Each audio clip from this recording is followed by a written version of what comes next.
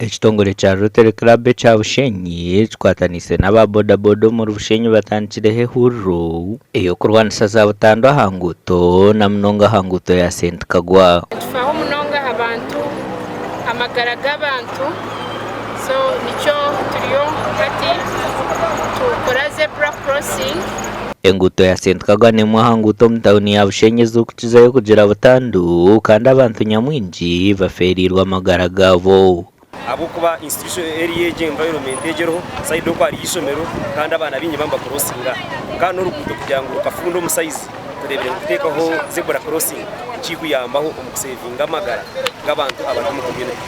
Omuhurire aba Rotary Club bakwatanise n'ababodaboda hamwe n'amashomero omuri St Agnes Girls okushomesa abana hamwe n'abataka aha nshonga zo kwerinda butandu.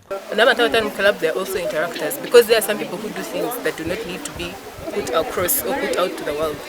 Ngahaberizo batwaiza kupereza abantu babodaboda reflector jackets ya hasi tukaba tukateka hose para crossing kiyamba abana bayishobora byasukana nagande ba community.